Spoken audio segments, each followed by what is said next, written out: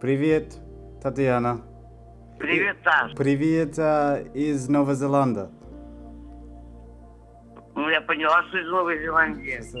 Рад вас видеть. Я слышу, да. Работа хорошо.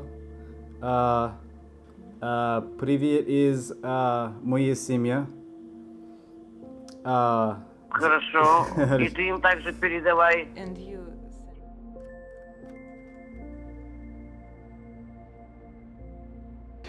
Всем привет! Привет из Nova Zelanda. Меня зовут Gilbert. Hello everybody. Hope you're all doing well.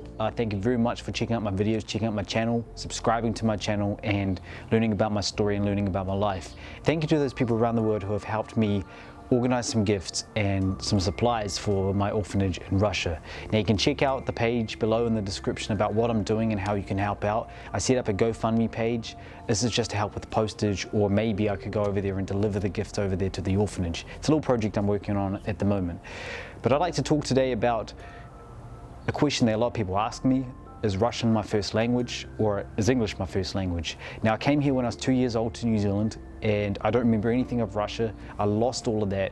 But my mum and dad have told me many times that I did in fact know a little bit of the Russian language. I can understand the caretakers, and I was able to understand everything that was going on. Now I don't know for a fact if I really knew much of the Russian language as I was only 2 years old, but I believe I lost the Russian language as soon as I came here to New Zealand. But it's always interesting to me because I wondered that if I was able to pick up the alphabet so fast as I did with the Russian language, is it because I previously knew the language? I don't remember speaking any Russian when I came here to New Zealand. I don't remember any of that. To be fair, I was very young. I don't remember Russia, and I don't remember anything inside the children's home in the orphanage. And it makes me wonder though. It is always interesting for me because as an adopted person, one of those adoptees around the world who come from an international country to a different speaking country, it's always very interesting for me to understand that, did I know any of the language at all? If I was adopted out longer, would I know the language at all?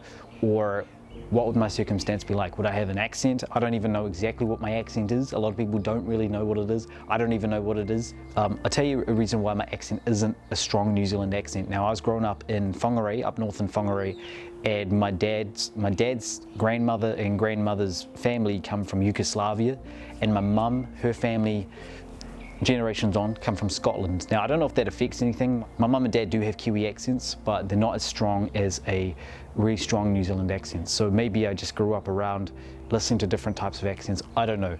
But I thought it'd be quite interesting to know that obviously English is my first language, but technically for the first 2 years of my life, Russian was my first language. It's quite cool, and I promise you I am still learning the Russian language. I did a video at the end of last year speaking Russian in a video.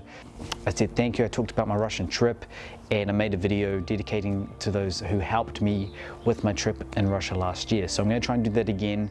I'm practicing more, I am reading more Russian. It's very difficult because I'm around English all the time, but trust me, I'm getting there, I'm slowly getting there. I've been able to speak to my birth mother and birth father in Russian for the first time in my entire life. I've never been able to do that. I've always had to have a translator there, but I'm being able to ask very simple questions in Russian now. I'm a bit embarrassed to put them on video, but I'll try and work something out.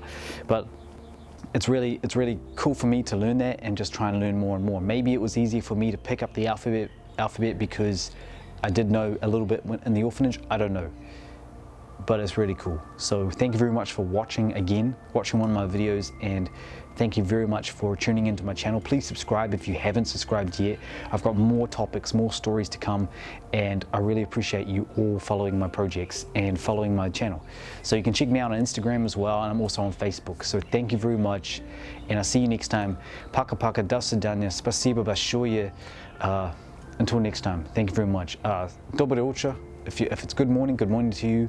Spokojnej noci if it's nighttime, or dobry wieczór. Спасибо.